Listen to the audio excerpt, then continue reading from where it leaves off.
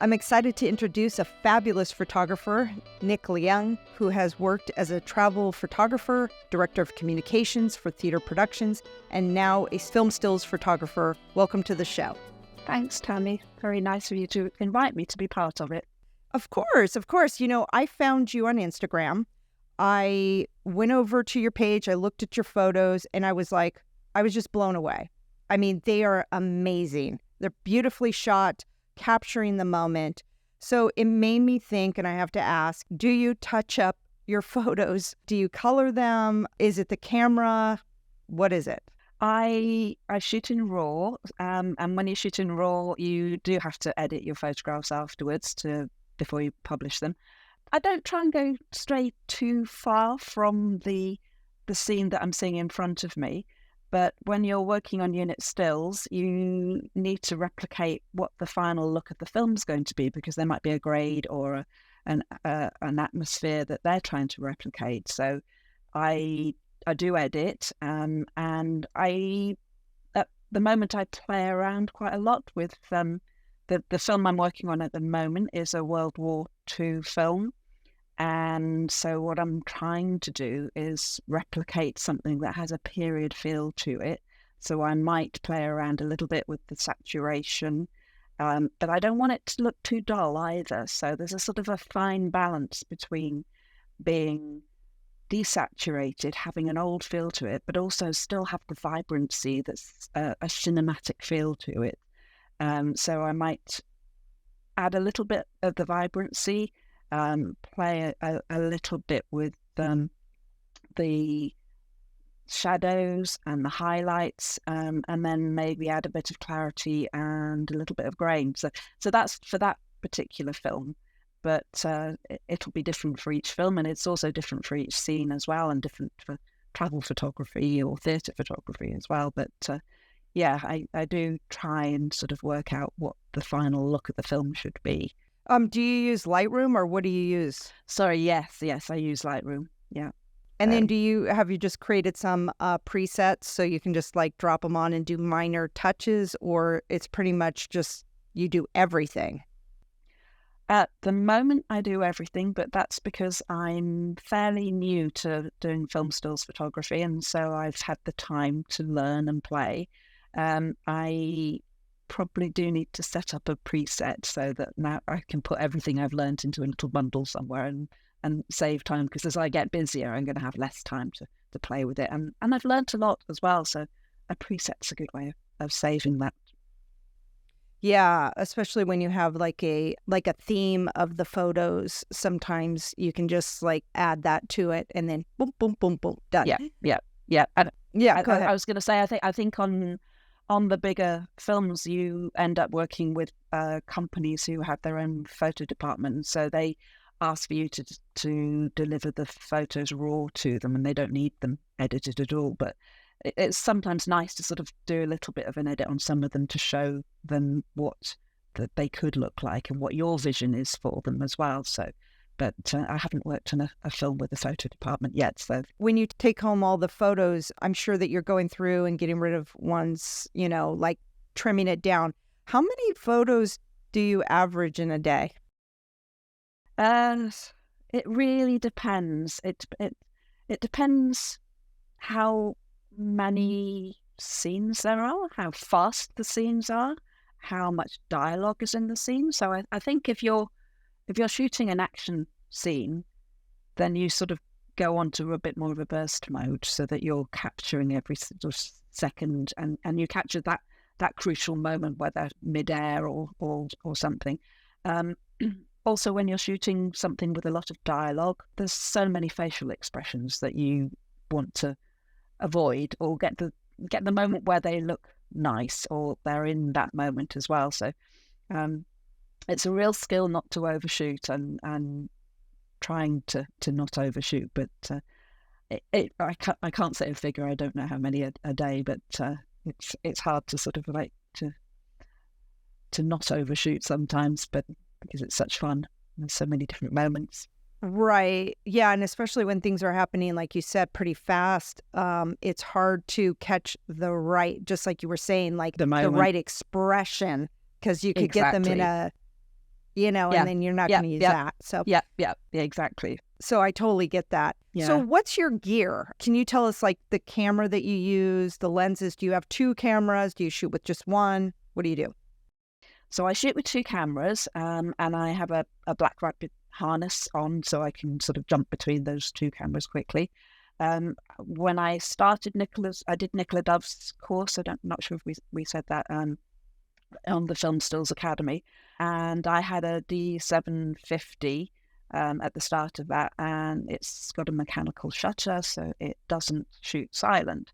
And by the end of the course, I realized that I really wanted to do this and I really needed to get the gear to do it properly. So I bought a Nikon Z7 II, which I loved.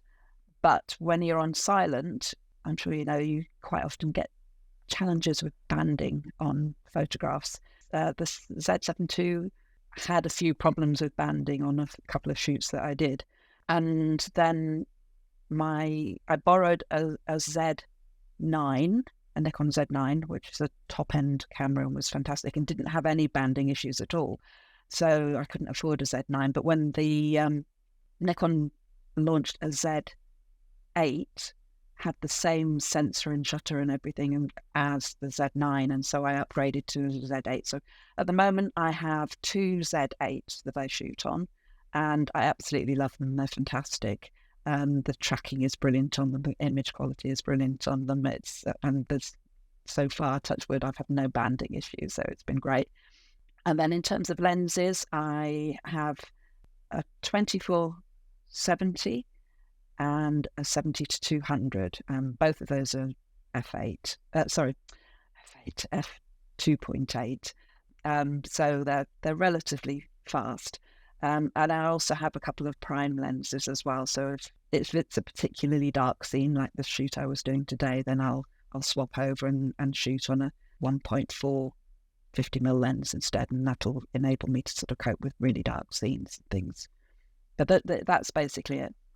Yeah, the challenge with the 50 is it's so close that sometimes the challenge is, can I get far enough away to get it? It's really going to be close. But they're phenomenal lenses. Yeah. And then do you mind defining banding for people who may not know what that is? Yes, it's a complicated one. It's banding is when the frequency of the light that is lighting the scene that you're taking is on a different frequency from the frequency your camera is shooting at. And they capture the moment on different stages. It's quite complicated to explain it. And so what happens on an electronic shutter is that it creates bands because the photograph gets captured at different times on the sensor. And so you get these stripes across the sensor. And there are ways around it, but they're pretty tricky to achieve and not guaranteed as well. So some cameras are fine, don't have any banding, but other cameras are less good at sort of avoiding it. So. When you're on set, do you ever like kind of quickly look through your photos, or do you just not have time to do that? No, there's on set, there's usually a moment in between scenes when they're setting up scenes and taking down scenes or doing different angles and close-ups and general shots and things. So there's time to have a quick look and just double check that your photographs are okay. I can check for banding, definitely, because you really don't want to shoot a whole scene and then suddenly discover you've got stripes all across it. Not good. Right. And the cool thing about, I feel like, with film is there's multiple takes. So you have a second, a third, possibly fourth, maybe even a 10th time to shoot that scene. So you're kind of lucky. And with memory sticks, with digital, you can shoot the overshooting is the challenge, is you're not confined to a film strip where it's like, I have 36 and I better nail it, or be very methodical about how and when I'm going to take that picture. And then do you tend to take the first take of something, or do you kind of like let the scene kind of flow? I know a lot of times they do rehearsals, so you can have a sense to see where to position yourself. What's your process when you're capturing the shot? How are you thinking? Where do you put yourself? It's usually quite tricky to find exactly the right spot. You tend to want to try initially to replicate what the film camera is getting. So that usually means sitting yourself right next to the first AD and then avoiding being exactly, I'm usually exactly where the boom operator is standing as well. And so it's difficult to get that exact spot when you're on a film set. And then I probably will shoot the rehearsal just to check my settings are right and I'm getting everything in the screen that I want and everything in focus that I want. And then as we move on, I'll just sort of like maybe do a couple of closer up shots and a little bit of a wide shot. So I'll take every opportunity at the moment. I love that. Yeah. It is exciting to be on, a film set and capturing what could be the poster too. Yeah. I mean, yeah. And then to one day see that's mine. Kind of exciting. Let's take a kind of a step back in your life. You were a travel photographer, which I feel is just another form of storytelling. Can you tell us a little bit about what made you want to do that and how you approach capturing the moment in travel? Travel photography was never a career. It was always a hobby. It was something I did as a creative outlet when I was able to escape from my desk job at the time.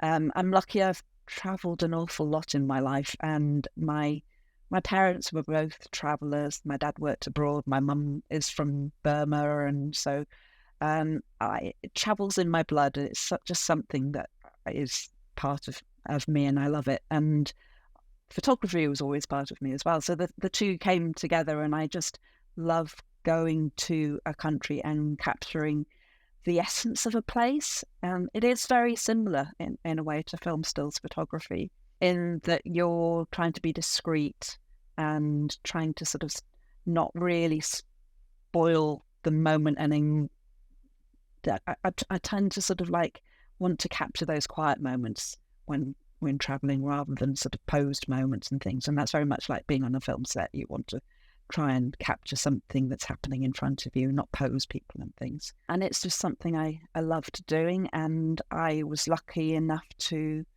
be a finalist in Travel Photographer of the Year about 10 times over the years. And I had 3 winning entries as well with that as well. So all that inspired me and spurred me on and just sort of renewed my love of photography, really. It was great. Wow. Well, congratulations. I mean, that must have been felt really great when that was happening. No, it was brilliant. Yeah. And then to have the eye of capturing the shot, which probably helped you in the next line of work and then the next line of work of film stills. So then you also worked as a director of communications for theater productions. How did you venture into that? And then also you would sometimes shoot the productions. Yeah. Well, I'd actually been working overseas. I worked in Sierra Leone in West Africa many years ago, and I did voluntary work there. And I travelled around the world when I came back for a year. So I didn't land home I didn't live in the UK for about 3.5 years. And when I came back, I was very lost. I didn't really know what to do with myself.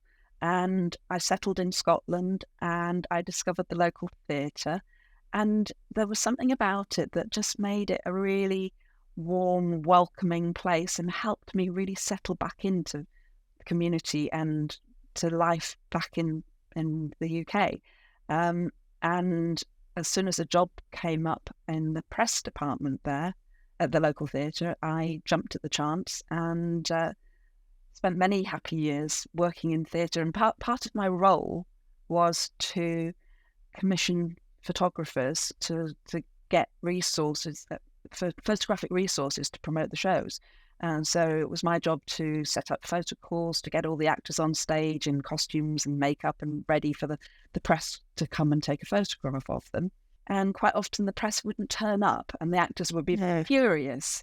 And it was just because they'd been diverted to some crisis somewhere else. And so we were always bottom of the list. And So the solution was for me to grab my camera, and I was a photographer anyway, so that wasn't a problem.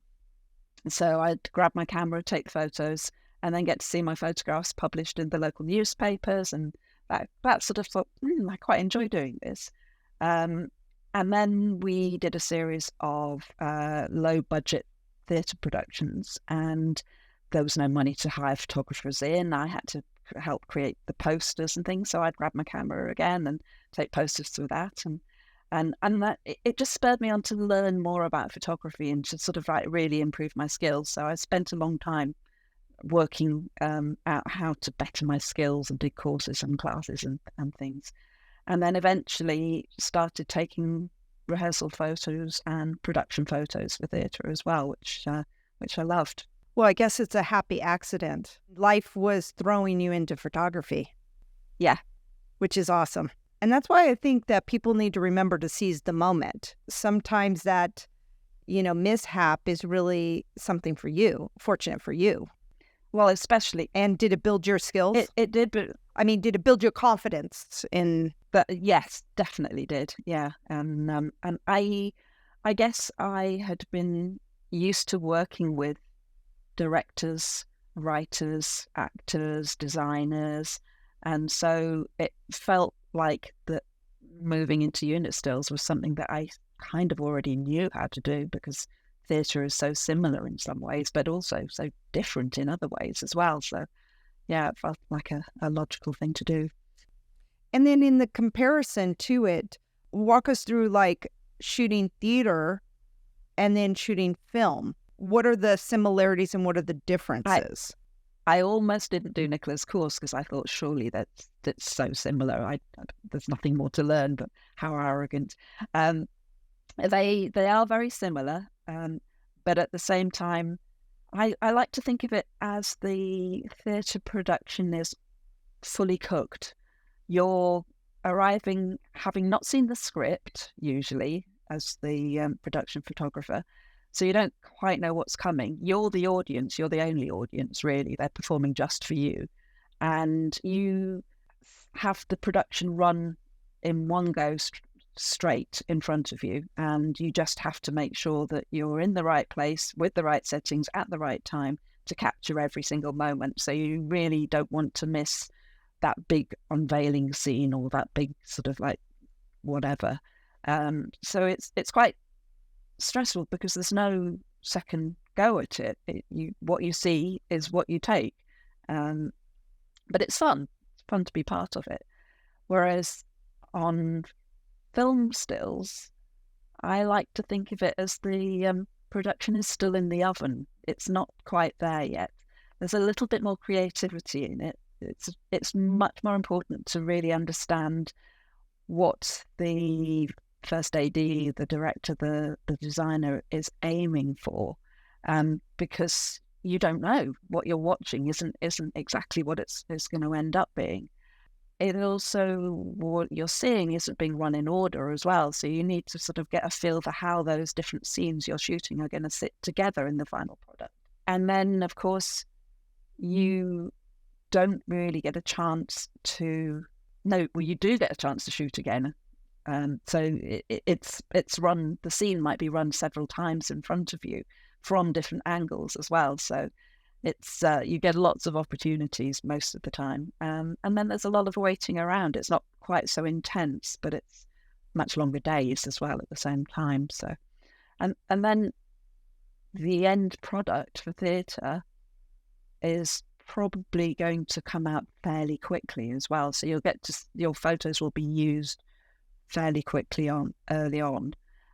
Whereas in film stills, you probably have to wait months, maybe even up to a year for those photographs to be used. So there's a nice sort of like cycle of things in the film industry where I'm now seeing pictures suddenly being used on films that I shot last year as they do the festival rounds and things, or they've just developed posters and stuff. And it's really lovely to suddenly relive those moments from last year, whereas theatre's much more ephemeral. It's there and then probably gone. Wow. So do they let you know when the photos are being used? Or do you just happen to see You it? happen to see it, yeah. Although quite often they tag you in things, so if they're doing it on social media, Oh, good. they'll tag you, so you do get to see it. So yeah, fun. I was also thinking, like with film, you get more the behind the scenes. So you're kind of seeing the crew and and sometimes you're capturing moments of that Yeah. as well. But on theater, you're only doing the production. Now, maybe beforehand, you might be taking some pictures behind. I don't know. Did you take behind the scenes of them getting their makeup put on and all that stuff? Or was it pretty much the production? I have done that as well, and I do love to do that as well. So I have done, for theatre, I have done rehearsal photos. So you go into the rehearsal room and watch them, quite often with scripts in their hands as they go through the motions of sort of like working out how the play is going to work. And then very occasionally you'll be asked to come in and do behind the scenes of the show when it's on stage as well, which is really, really fun to do. But just that doesn't happen very often. But yeah, good fun. Oh, it's too bad because those are some moments, right? Absolutely. And then in theater, where do you position yourself? Because I don't think you can be right up front stage. You'd be blocking people's view. Where do you have to be? And then what kind of camera lens do you... Yeah, I mean, you have to have like a 200, 300 to get close up or what? Well, you tend not to take the photographs when the audience are in. So you get to take those photographs on the final dress rehearsal before the show gets done in front of a live audience. So the productions I've worked on, they tend to have about a week of teching on stage. So the tech is when they go through the motions of the actual production on the stage, because up until then they'll have been in the rehearsal room. So they move from the rehearsal room onto the stage and they make sure that the staging of it is all correct, that the entrances and exits are correct, that the lighting is correct, the sound is correct. And it takes almost a week to get that all sorted. In the bigger West End shows, months, not weeks, but in the smaller regional shows, it takes about a week before they go on stage to the audience. They put everything together and they'll do 1 or 2 dress rehearsals where they just do it as if there was an audience there, but there isn't an audience there. There's just me with my camera. And I tend to use the same kit as I do for film stills. So it's 2 bodies, 2 lenses, 24-70, 70-200 as well. And I'm jumping around, jumping over seats, moving backwards and forwards just to try and get different angles and different shots and things. So. Oh, wow. That is so great. I didn't even... It was physical. Yeah, I didn't think about that. I was thinking it was done during the show. I wasn't thinking, oh, no. That's really cool. I mean, that's cool to know that that's how it goes. So what made you want to move from theater to film? And then how did the Film Stills Academy come into your view to say, oh, I think I'm going to take this? I was working as director of communications for a major UK theatre, and then the pandemic struck. We managed to survive that quite well, but the pandemic sort of then merged into the theatre being part of the UK City of Culture. So we had our busiest year ever. And then at the end of that year, they decided to have a restructure at the theatre. And unfortunately, my role was made redundant. So after many years of working in theatre, I found myself without a job, not knowing what I would do next, and feeling quite lost, really, not sort of understanding who I could possibly be if I wasn't a theatre person. It was so much a part of my identity. But travelling and photography was also part of my identity. And somehow, the week that I left my job, I had an exhibition of my photographs on at the theatre. I had a job at the theatre taking photographs, and I had another job taking some photographs for a local community company. And I suddenly thought, why am I worrying about who I am? Photography, now I have more time, seems to be eating up that time, and it sort of happened organically. But I needed more challenges. I needed more things to learn. I needed a new sort of industry, but something that felt like an evolution of who I was and what I'd been doing. And I discovered Nicola's course, and she does a free launchpad course over a week. And so I did the launchpad course, and it was almost like a light bulb moment. I was like, this is what I'm supposed to be doing. And I've not looked back since. I've just absolutely loved being on set. It's been great fun. So what was the biggest takeaway from her course? There are so many. I guess to start with, the difference of BTS and unit stills and how misunderstood that is in the industry, how undervalued it is, I think, as well. People, especially starting out in the film industry, who it's the last thing they think of is to get a stills photographer in. And then what makes a good still, obviously. And a big part of the course is studying other people's photographs, really getting to understand, getting your own aesthetic. And I think realizing that the only way that you're going to be able to compete in this industry is if you develop your own style. And the only way you can really do that is by studying arts, studying design, studying other people's photographs, going out and being on film sets and taking photographs and things as well. So that you get your own particular style of photography that people will then choose you over other photographers. Right. Yeah, no. I think I think there's always like something for everyone. And, you're going to attract the people that are going to like your style, and somebody else might attract. So that's why I always think that there's work out there for everyone. And I think that's a great point is, develop your style. You don't need to be like everybody else. You need to kind of separate yourself from everybody else, and what makes you different, and where does your eye capture something that hasn't been seen before in a way? Yep, definitely. And so do you mind just sharing a little bit about BTS versus stills? Yeah, BTS is behind the scenes. And so that's really, it's important to capture the process of creating the film. And so the crew and people in action, because I think historically as well, it's really important to be able to look back and see how those films have been created and how people have been working together. But that really is quite a small part of the film stills photographer job. The main role is really for the marketing department to try and capture unit stills. So that's photographs that are similar to the photographs that are being captured on film, but then also another artistic vision of what's happening in front of you as well. So you might try and replicate what the film's camera is capturing, but then you also try and capture some other shots of the moments in front of you as well. So you want to capture the lead actors, but you also want to capture the other actors. You want to capture engagement between those. Basically storytelling. You really want to capture what the story is. And then you might capture some little details of things, props and scenes and things as well in the set as well. So yeah, it's all the resources, especially now that films are promoted on so much on social media as well. It's getting different styles of different shots that all open up the story, really help to the audience to get a feel for what the show's like before they commit to buying a ticket and going and seeing it somewhere. And really the importance of a still photographer that I want to just mention is that in marketing, nobody wants a screen capture of the video because that's not high enough quality.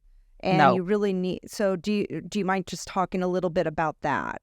Yeah, I think people probably when they're starting out think that they can just get a screen grab. But the screen grabs tend to not every moment that is on a film necessarily makes a good marketing shot as well. So there are some screen grabs that might make good marketing shots, but even if they do, they tend not to blow up into the right type of resolution that can be used in posters and print and to be published in the press and things as well. So they're really not suitable for use in marketing. Yeah, and that's the importance of hiring a still photographer. Yeah. To get the shot, and that is their job, is to focus on getting the shot. Yeah. Yeah. Do you work with the director on kind of the vision of what they're thinking, or the producer, or do you just feel like for most of the sets that you've worked on, you pretty much just know what you kind of need to get and have very little guidance to get there? To date, I've been able to see a script and sort of understand what the story is. So that's the starting point. And then when I arrive on set, I'll have a chat with the director and the first AD and see what their vision is for it as well. And then I'll watch as they stage things and set up rehearsals and go through the actual scene itself and see what's important about this scene, what's the detail in it that's going to make a good shot, what are they trying to achieve as well. So sometimes you might get a chance to have a meeting with the director in advance, and they'll do a Zoom call with you or something and just sort of give you an idea of what the aesthetic is they're trying to sort of aim for. But most of the time you just get a script and then asked to arrive on set, and then they're busy. So if you get a chance to have a chat, that's great, but they don't always. So. And then any process with the script that you do when you're reading it, is there any, like, do you read it a couple of times? Are you noting things? What are you looking at when you're reading the script? I probably I'll read the script once and then probably read it again. And then I'll probably read it again in relation to the call sheet. So the call sheet might have all the different scenes, and then I'll sort of have a look at what that scene is and where that comes in the day, but yeah, just to give me a feel for it, really, more than anything. The shoot I was on today had a brilliant storyboard as well that they'd sort of done sketches and photographs and things on, which was really, really interesting. Do you try to capture those graphics, like as it's being like, oh, okay, so that's kind of what they had in mind for it? Or does that ever help you spark some like, oh, I like that, I should try to capture that? I tend to watch what they're doing on the back of the camera more than I look at the storyboard, I think, because it changes so much from that point onwards. It's easier just to sort of look at the back of the camera and see exactly what focal length they're going for, if it's a close-up shot or wide shot, what angles they're using, how much detail there is in it. So yeah. What's their white balance? Yeah. That's what I look at. What's their ISO? Like what settings are they using? Yeah. So how did you get on the feature Calling the Tune? Calling the Tune is a World War II love story. So it's set over 2 generations, and it's a really lovely story that teaches you not to trust things at first impression, really. And it's a low budget feature film by a local, I think he was a theatre writer originally. He put an advert onto one of the Facebook film forums asking for extras for a scene that they were doing. And I just messaged him and said, have you got a stills photographer?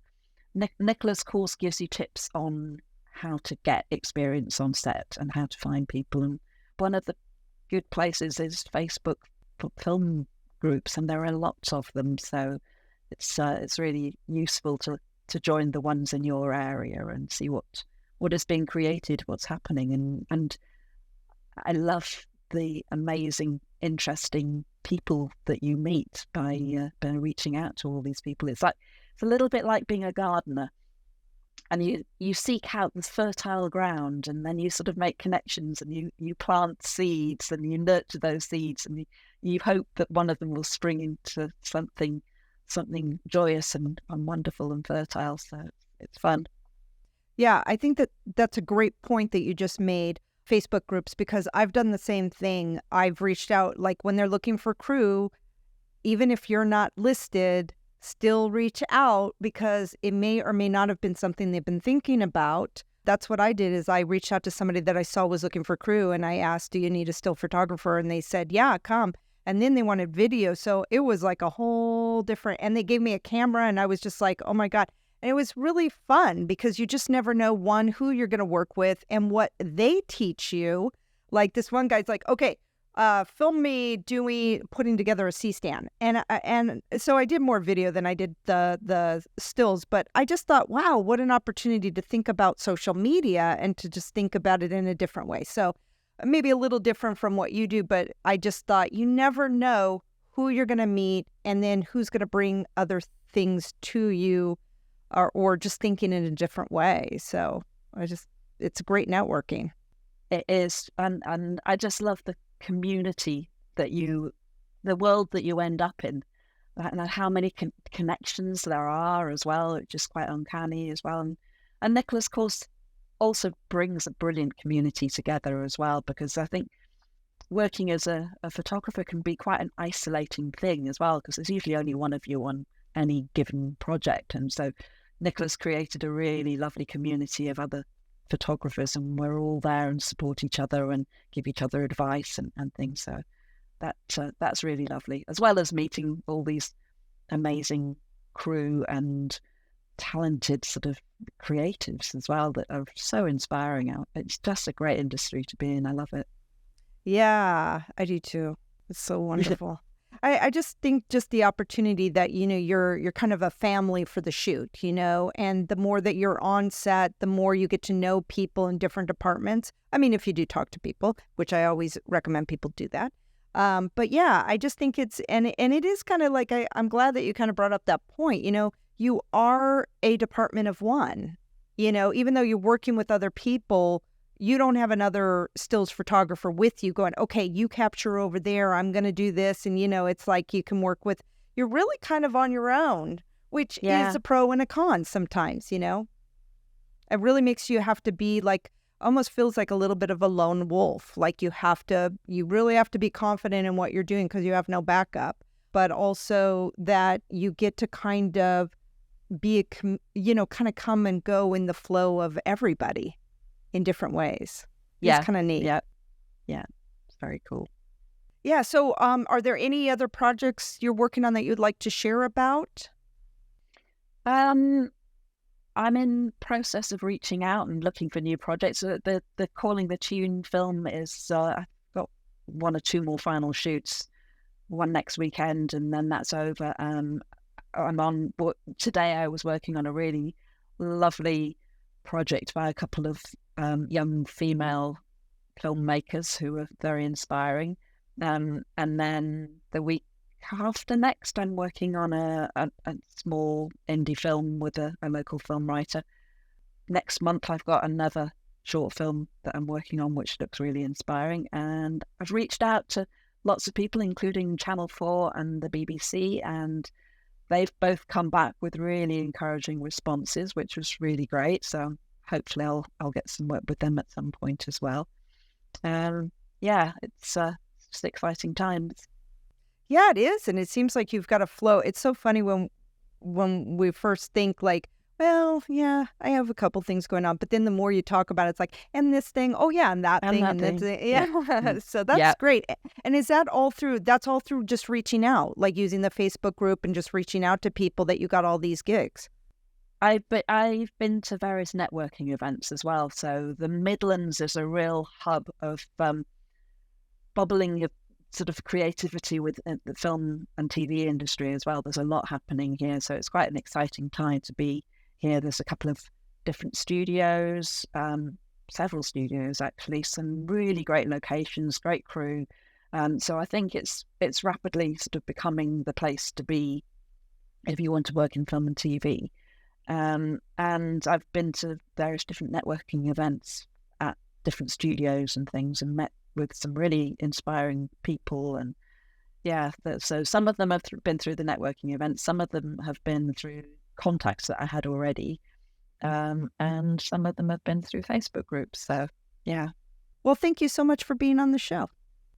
Thank you for having me. It's been a real honour to be part of the process of your stories, and I've really loved listening to some of the podcasts that you've been doing and the people that you've been speaking to. It's been very inspiring. So it's lovely to be part of it.